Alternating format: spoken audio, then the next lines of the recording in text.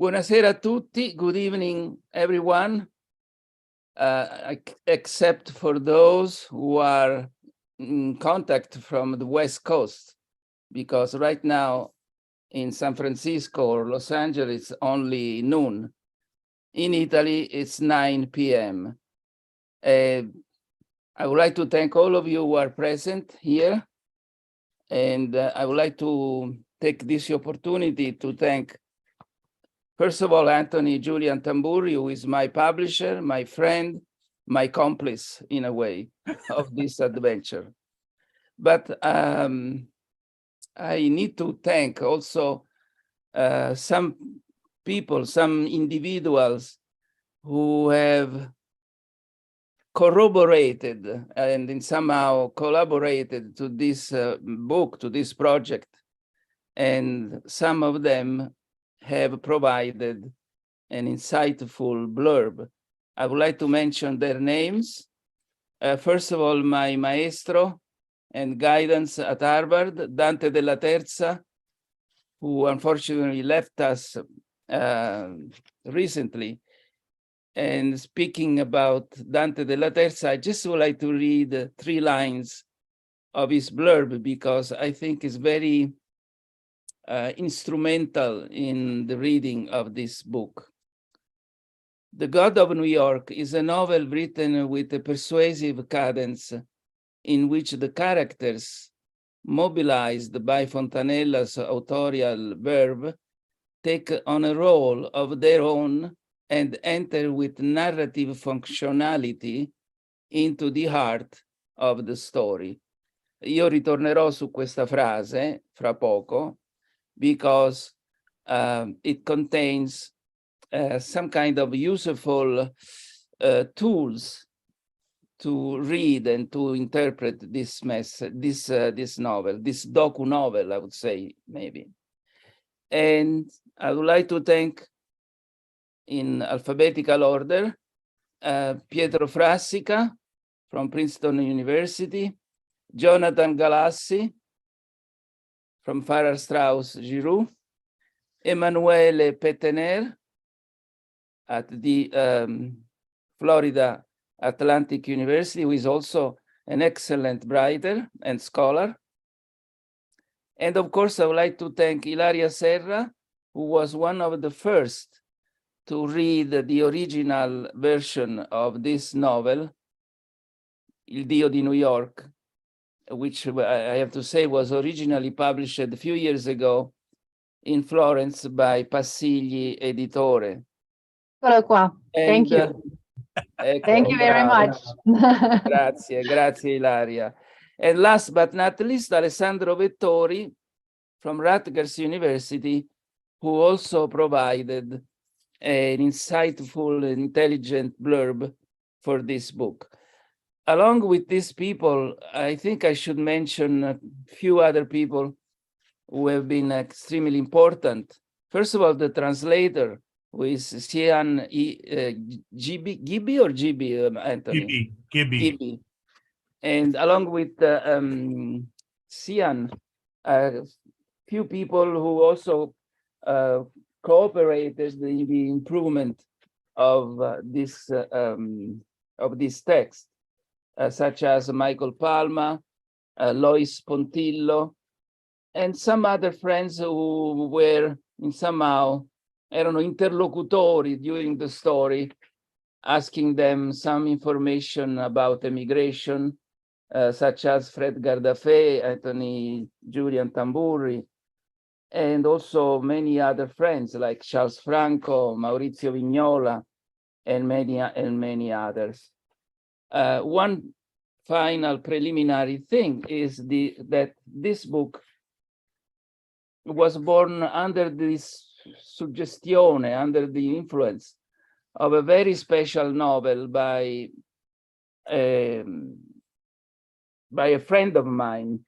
Unfortunately, he's not here any longer, Sebastiano Vassalli, who wrote La Notte della Cometa. It's a beautiful book. If someone didn't read, please do read this book, because basically it is the story of Dino Campana, a very important poet who in some respect, in some aspect, shares the experience of Pascal D'Angelo, who is the main character of my novel. And therefore, when I read these books years ago, La Notte della Cometa, I thought, what a wonderful story to be able to, as a writer, to accompany the main character in the search that I'm doing about him, in his life, in places that he was living, people that he met, and so on and so forth. Because in some respect, the tragic experience of both Dino Campana and Pascal D'Angelo have some affinities in terms of, just in terms of a biography. And so this is my preliminary consideration. I would like kindly ask Anthony if he agrees to have a dialogue about the book. So he can ask me question, I will answer the question, and maybe he can reply, adding maybe a short consideration or short reflection upon my answer. Sure. Happily. So let me just let those who don't know you, that Luigi Fontanella is now Professor Emeritus at Stony Brook University, is the author of at least a half a dozen books of criticism on Italian literature, and is also the author of 3 novels and more than 20 books of poetry. In each category, one book or another has won an award. So I just want to make sure people know a little bit who you are, Luigi, as far as a writer, cultural broker, and things of that sort. Because the other thing he's done also is dedicated a good amount of his work to editorial matters, whether it's director of Gradiva, director of a couple of book series along the way, and things of that sort. So let's start with this. Pascal D'Angelo has obviously, you and Pascal D'Angelo have a long life together, at least 20 years, if not longer. And I have in front of me a couple of books. One book I have in front of me, I'll bring you back 23 years, is this book here. Oh my God. The translation of Pascal D'Angelo, which you didn't do, but you did the preface to. You wrote the introduction. Everything started from that booklet that you just showed.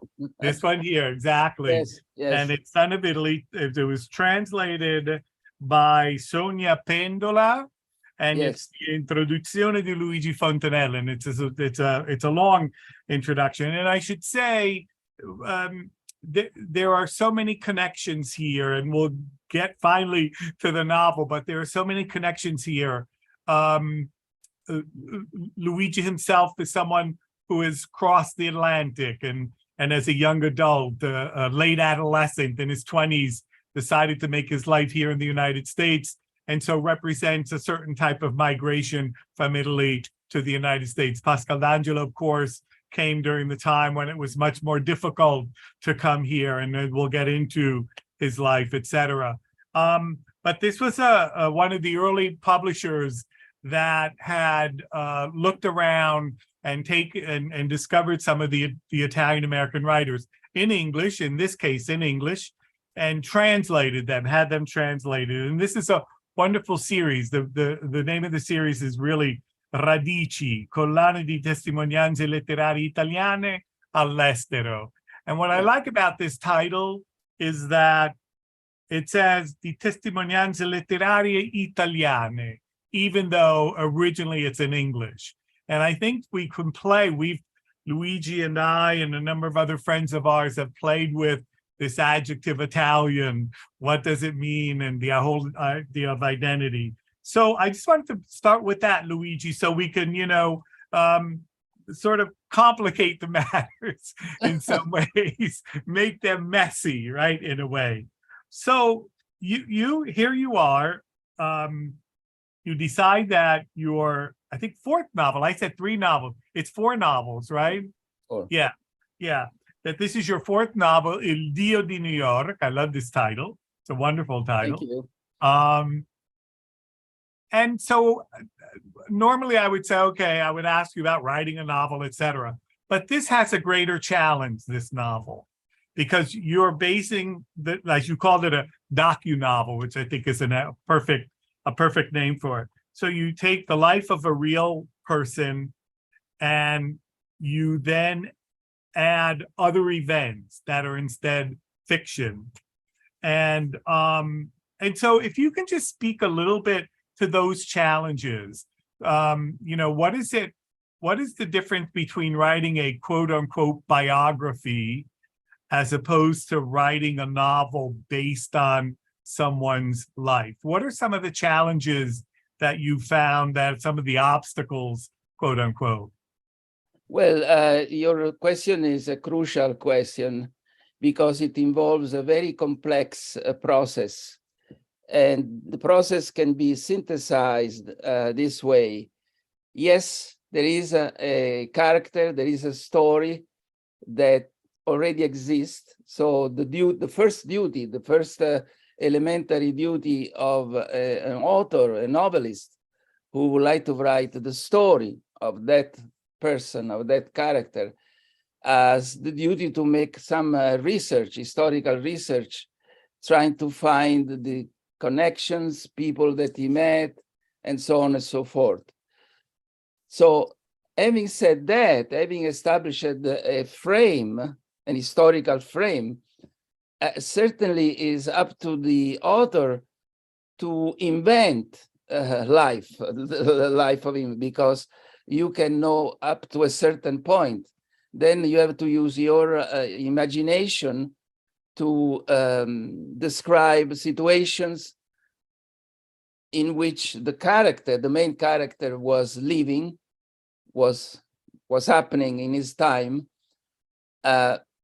situations that you don't know, even though you have done research. So it's up to you to use your capability to reinvent, redescribe, live again his life according to the reverberations, let's use these words, that this person gave to you while you were doing the research. And that becomes very complicated and sometimes also risky, especially in my case, because it is not always easy to maintain a distance. There are moments in which I'm sure that an attentive reader can see the interference, the cortocircuito between the story itself and the passion. Let's use this word, the passion of the author who tries to make alive the character in terms of rebirth, appearing of that character in somehow, but I don't want to exaggerate because I don't have the same quality, but also the same historical impact. Take, for example, Scott Fitzgerald Scott with his famous novel, no? And at one point, he has to use a character to be as a bridge between what he's saying and what was the story that he was living with him. In my case, I had to invent a family figure, a nonno, which does not exist, exist in my imagination. But the nonno, Vanni, I gave the name of Vanni because one of the companions who emigrated from this humble little town in Abruzzi, in Trodacqua, near Sulmona, was named Giorgio Vanno. And so I used this name, this character, as the ambassador, as the bridge between me as a writer and the story regarding the character, in this case, Pasquale D'Angelo, which was immediately named Pascal D'Angelo when he emigrated in 1910 to New York. He was only 16 because he was born in 1894. And his dream was not to make money, yes, of course, he wanted to change the quality of his life, like all his companions, especially his father. But at one point, his strong, impellent, great desire was to become a writer, but not an Italian writer, an American writer. And that comes the question and the reflection that Anthony made, which is very crucial. Yes, he is Italian, but he's Italian-American simply because, first of all, he uses English, which is also an excellent English, considering che era una autodidatta. Lui è stato un autodidatta, a self-taught man. And yet he was able to express, and after many peripetzie, difficulties that I tell in the story, he was able to reach a very important person, Karl Van Doren, who was the chief editor of The Nation, who was finally instrumental, was very much important to recognize the genius, the quality, and the creative power of this young man.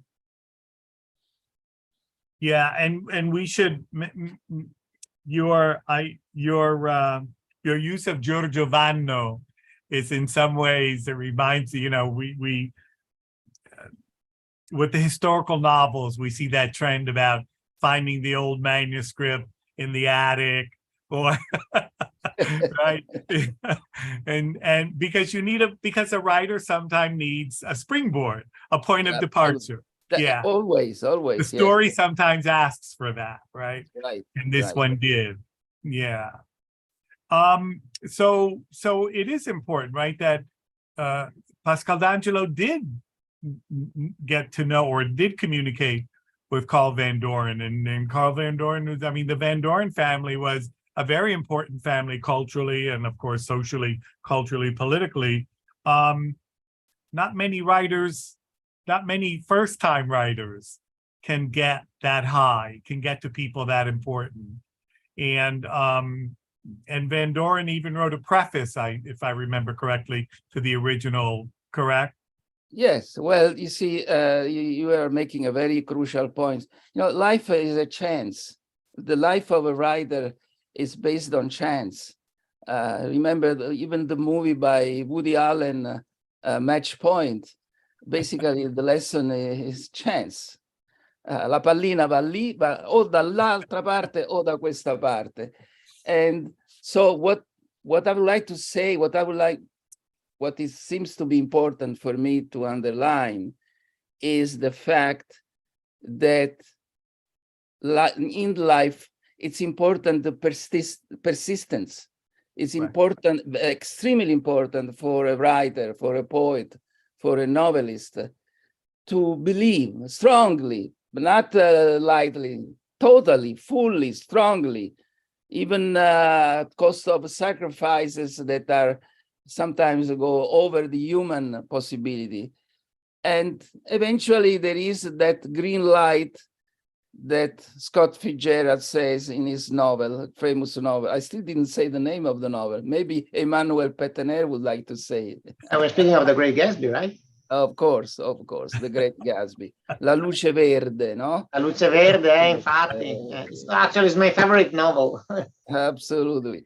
So in this case, finally, in the final chapters, I describe the mechanism through which this strong willingness has a price. Unfortunately for our hero, lasted only a few years because he was sick, he was very fragile, and he enjoyed this success for only a few years because he died when he was 38 years old. But his work remains. This novel to me is very important. It's very epic, I would say. It will be a wonderful movie, for example, and I'm trying to see, I'm dreaming to see a film from this novel maybe one day. But the main point is the persistence and the strong belief in what you do. And so let me ask you about the creative act of writing this novel. And you know, correct me if I'm wrong, but you've written 3 novels and then you've written this novel. Your first 3 novels are stories; they're fiction. Right. And as we say, a novelist or even a poet's work is to some degree or another autobiographical, right? You're always in there. Una volta Fellini, un grande regista che io ammiro, ha detto, dice, ma lei è autobiografico nei suoi film? Of course, he was referring to La Dolce Vita. Right? Yeah. And he said, guardi, se io anche dovessi scrivere la vita di una mosca, sarebbe la mia vita. Però allo stesso tempo non è, no? Like Right. Flaubert. Right. Ma chi è questa Madame Bovary? Ma Madame Bovary c'est moi, of course, because the author is many characters. Right. Enter inside the character. Exactly. But here, instead, you don't have the freedom of fiction, or at least you don't have the total freedom of fiction. And so that was behind my first question when I said, you know, what were the challenges of writing a quote unquote docu-novel? Because when you do, you know, I'm asking this from the presupposition that you have a quote unquote freedom when you write total fiction, but if your fiction is significantly tied to something historical, you don't have that freedom. And so the challenges are greater. Yes, you're right. In fact, this is very true. However, at the same time, Anthony, when you have to describe a certain situation, you can frame historically, as you said, that situation.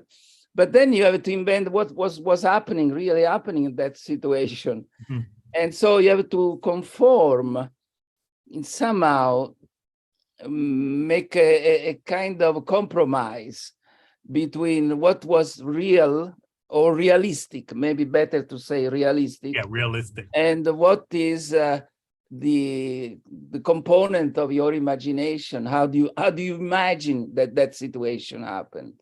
Yeah. So no, I wanted to hit on that because I think it's really important because as a writer, you're in between 2 worlds, right? You're in between the world of fiction and you're in between the world of biography.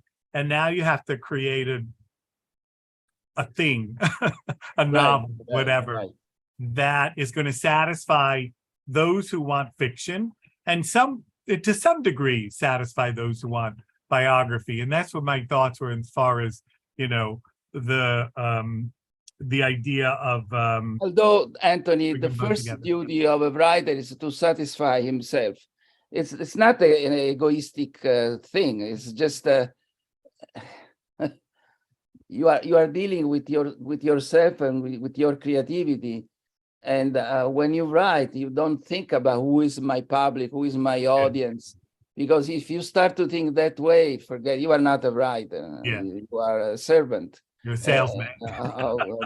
Public, but you have to serve your imagination, your mind. That's what you have to do.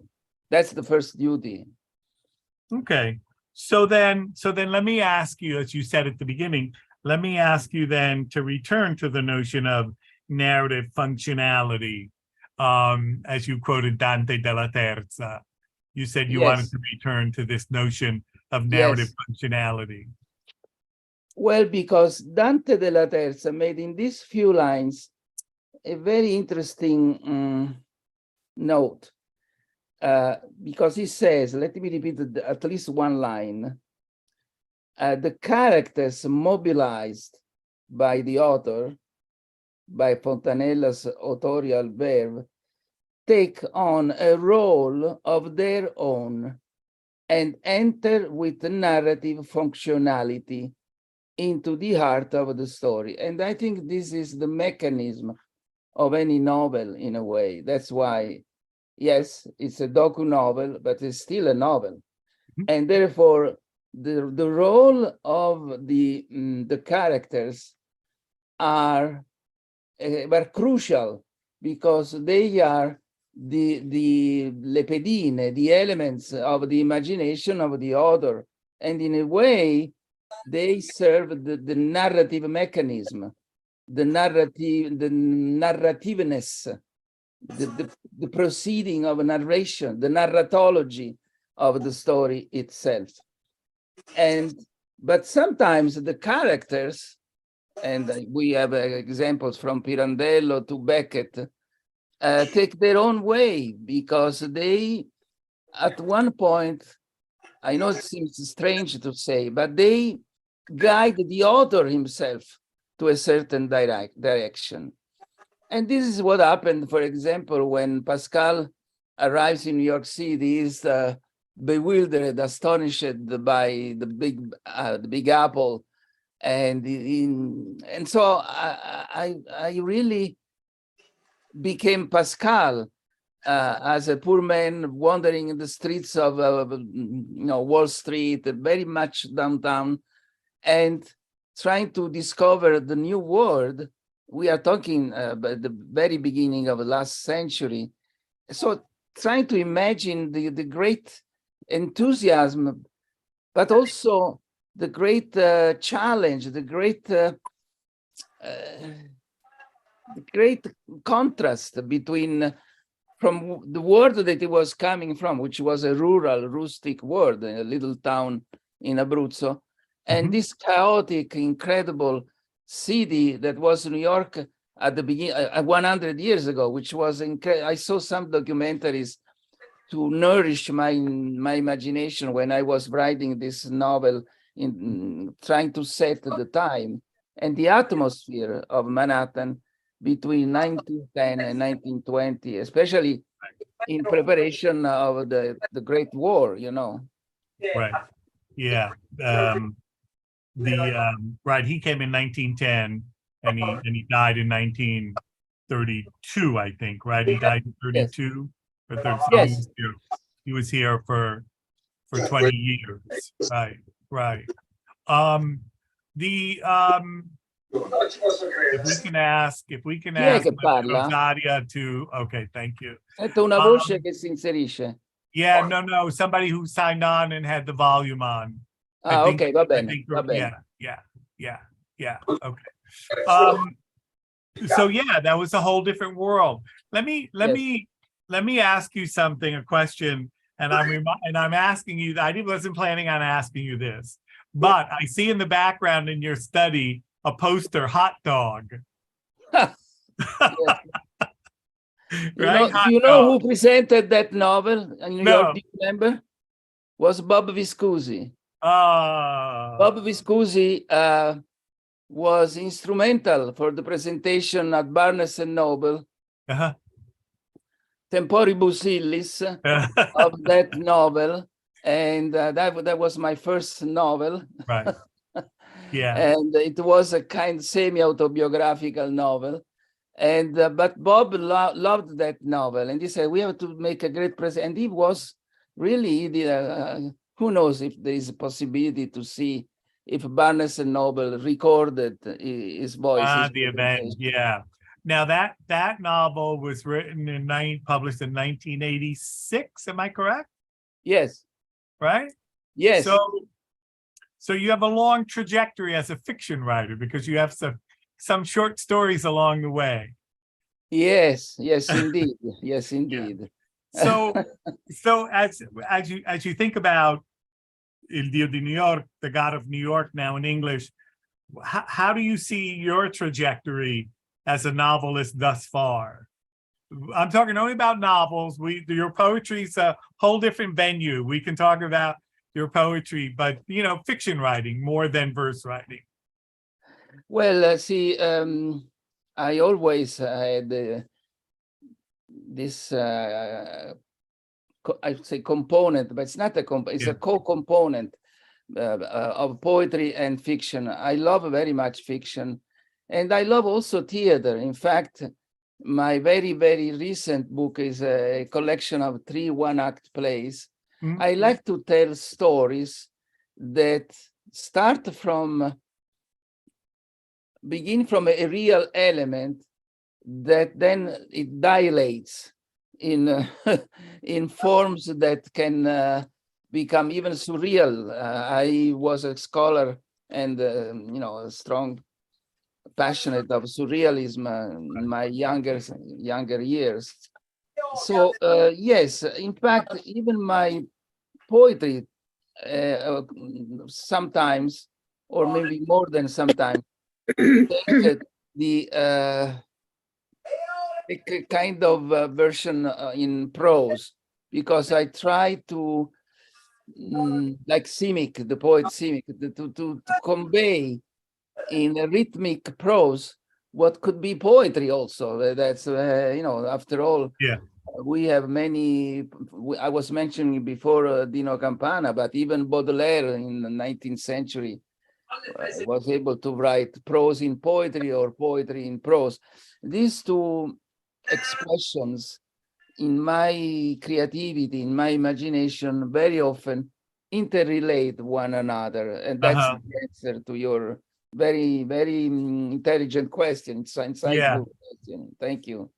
No, because and I ask you because I know you started publishing poetry in the 70s, whereas so as a creative writer, you debut as a poet, quote unquote, Yes, right? yes. In verse. And then and I don't remember if Milestone predates Hot Dog or if it comes after. Milestone, for those of you who don't know, Milestone, I think, is more or less the same period, Same. maybe a couple Yeah. years difference. Yes, couple Yeah, years yeah. difference. Okay. So anyway, yeah. So I just wanted to mention Hot Dog because I see it there, and I read it also way back then. I read it in the late 80s. I remember. You had sent me a copy, and I actually ended up reading it not in Roma but in Firenze. Did you read the Italian version of the Italian, the Italian, because it was translated by Justin Vitiello in Yeah. English. yeah, And you remember Giampaolo Biasin, of course, Yep. the Italian. yes, He wrote Yeah. a very nice note on that novel. And Yeah. that novel is dear to me because it's a novel in which I describe an experience that I had after the university. I had no money, so one day I read this ad in which a beautiful American villa in Tuscany was looking for a cook, for a chef. So I pretended to be a chef just because I like to cook very much. And so I went there. They gave me an interview. And so here I am in this beautiful villa in Versilia, overlooking the Tirreno. And I was working that villa. But they wanted to have hot dogs, frappe. I said, oh, what do you mean hot dog? You are in Tuscany. You want to have a hot dog? So somehow I educated this family also to the real Italian cuisine. Facciamo una matriciana, una carbonara, un cacio e pepe, un rigatone. So I titled the novel Hot Dog, particularly in an ironic, parodistic sense, ironic, Palazzeskian sense in a way. Right. Because those were your Palazeschi days. Yes, definitely.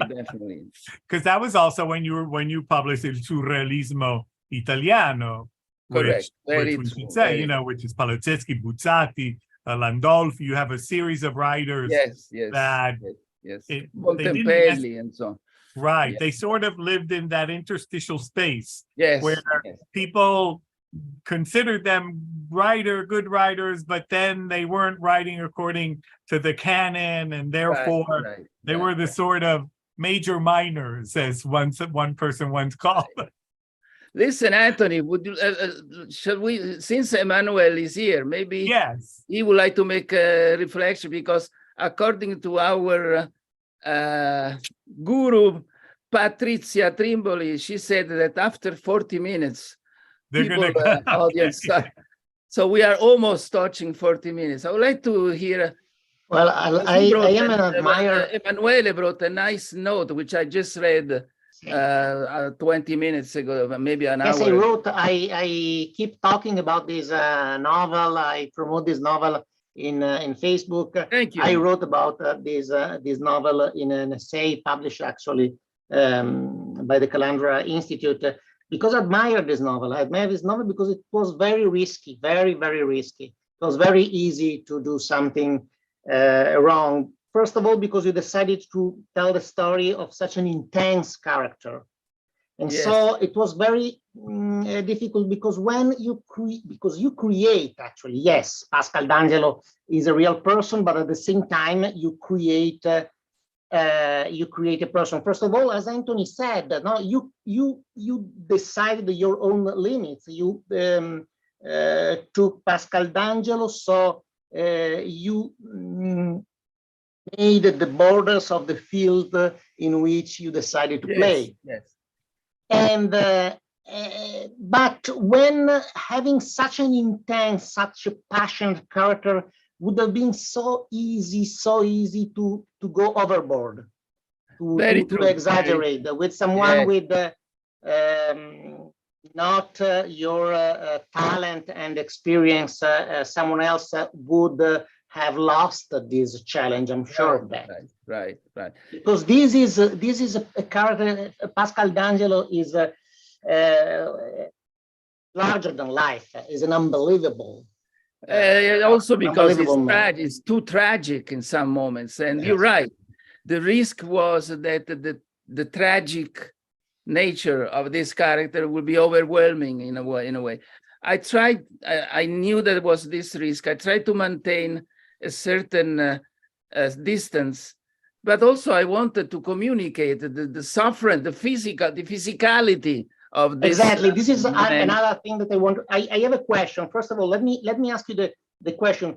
In the construction of this character and in following Pascal D'Angelo's story, from an artistic point of view, what was the most challenging and difficult aspect for you as an artist? It's a very good question. I think was trying to avoid the category of pity because that would have been a disaster. I did not want to become too compassionate and somehow move the reader. Oh, what's happening? This man is crying. No, I wanted that, especially I wanted to show that the facts themselves were so poignant that they were in somehow self-explanatory of the psychological situation. So as much as I could, I tried to make the events talking themselves about the cruelty and the harsh reality that Pascal had to face during his life. And so this helped me to maintain also a certain distance, because I do, one of my work is also to be a journalist in some other fields. And so in that sense, I try to maintain un vestito da cronista rather than to be too much passionate. Although some moments, you know, I was so much sympathetic with this man. Maybe, as you say, maybe I went overboard, but this only you can say as a reader. I try to maintain as much as I could that distance, Emmanuel. Yes, you know, the prose of this novel makes all the reader senses alert. Yes. Because you can feel the cold of the snow, you can feel the hunger, something very difficult, yes. Very difficult to deliver, the hunger. And really, you are hungry with Pascal when you read this novel. Yes. Of course, his pain, but also his rage. Right. And then his ambition. Right. So really, all the senses, all the human senses are called into the novel. And you're reading with your nose, you read with your mouth, and you read with your intellect. Yes. I have to say, Yes. Emmanuel, that a great help was the reading of his autobiography, because I could not falsify the story. I had to make not only a believable story, but also it seemed to me that I should not betray il nocciolo della situazione, the main facts that he describes so vividly in his autobiography. So in those cases, it helped me, Pascal himself, and I tried to put on my page precisely what he was saying in that moment. So in a way that gave me the distance of not only to be a writer, but also the reader of his own life. Okay. The objects have a power. Yes. You're, of course, as a poet, Sì. details are everything. For example, there is this vocabolario, no? This vocabolario, su di ciò, è tutto, è fantastico, no? That's really. Thank you very much. Tony, you have the room for last question to close Well, because you know, otherwise Patrizia. yeah, and I what I'd like to do, and what I like to do about a lot of those whom we call Italian American writers, and I think Pascal D'Angelo is one of the more significant ones, is where do they fit within the larger category of American writers? And I think that this novel definitely is a classic early 20th century American novel. And when I say I early, think also I would like to add, Anthony, Yeah. to your excellent reflection, that what distinguished this novel comparing other important stories like Pietro di Donato Right. and many others that we could mention is the lyric aspect, because essentially, basically, to me, Pascal D'Angelo was a poet, and this lyrical quality emerges in his novel. So if there is any difference between the writers that we both know very, very well, is this lyrical quality that has this novel, which distinguish in a very vivid way the essence, the soul of this novel. Yeah. So that's I mean, I would think in that sense, it's a novel that I think, along with a couple of others, that maybe need to be reconsidered within the greater scheme of American literature. Because this would be my pre-World War II novel. My post-World War II novel would be The Fortunate Pilgrim by Mario Puzo, which I think is a wonderful novel. And I think Son of Italy is a wonderful pre-post-World War, pre-World War II novel. Yes. But yes, you're definitely right. But again, I would like to underline again the lyrical quality. You know, when I was writing this novel, just out of curiosity, I wanted to see the classic poetry anthologies published in USA between the 1930s and the 1940s to see if there were any Italian descent writers. And, you know, I found Arturo Giovanniti, I found Pascal D'Angelo, I find, what's the other one? Emanuele Carnevali, that's another one. And several others who were recognized as poets. But some of them, the editor named ethnic writers. That's the limit. That's a kind of already the risk to create a ghetto, which was wrong, as you know very well. And this happened also with John Ciardi, and the famous polemics with Robert Lowell that you remember very well, right?